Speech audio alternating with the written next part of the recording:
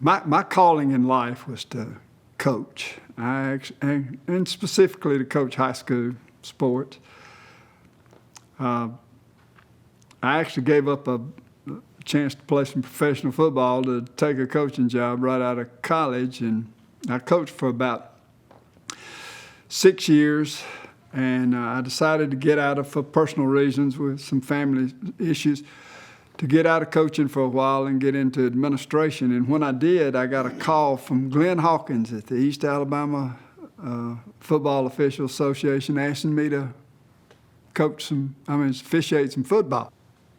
And I said, no, Glenn, I'm not going to do that. I said, I'm gonna do basketball, I'm going to do baseball, but I'm not going to do football. And he asked me why not. And I said, well, for one thing, I don't know the rules. And he laughed and he said, you're about the only high school coach I've ever heard admit they didn't know the rules right there. He said, don't worry about that. We'll take care of that and teach you the rules. He said, you come on and give it a try.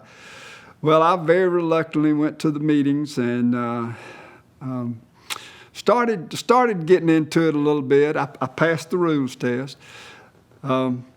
And he put me to work immediately, working my first ball game at Jacksonville, at Oxford, with Jacksonville playing Oxford.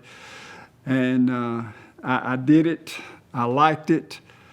Went back into coaching about 3 years later, but I also kept officiating the whole time, so I ended up doing both right there. I was had the blessed to do several Super Bowls and do some playoff games, do some college bowl games, work college national championship. All those have been great and good, but I've got to say my most memorable is the very first high school football game I ever worked. That was Oxford in Jacksonville.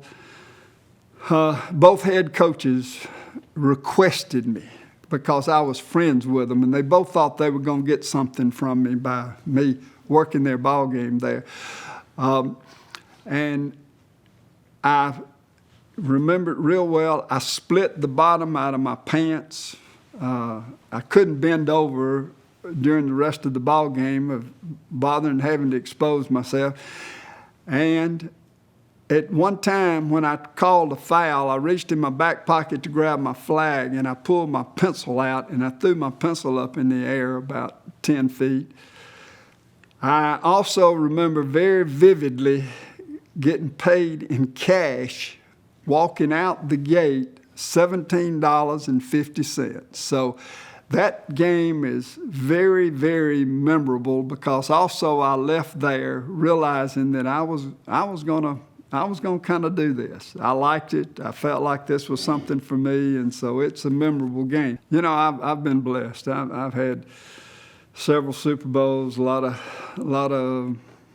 college bowl games, just a lot of them. But really, I think probably the most recognizable moment is the Art McNally Award that I was given by the NFL for an award they give to the official who represents officiating on and off the field right there. I had a good friend of mine that by the name of Bobby Boylston, who played football at Alabama, and then he got into officiating, and he was several years ahead of me in the progression of officiating, and he kind of took me under wing and had me apply to the SEC, and kind of put in a good word for me with the SEC, speaking up for me. And then later on, he went into the NFL ahead of me, and he actually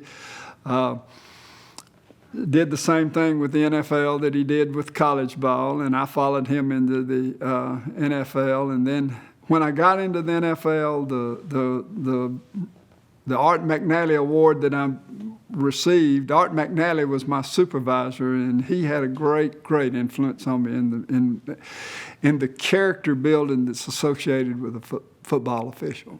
We guys understand that this is an outstanding fraternity that you become a member of. Whatever level it is that you work and this type thing, it's just time to enjoy it. It's a tough job, and it's important to do it to the best of your ability, but as important as getting a paycheck, as important as anything that you do with it, enjoy it. Being inducted into this Hall of Fame, being inducted in the Alabama Sports Hall of Fame is certainly got to be considered as some of the greatest opportunities and moments I've had right there.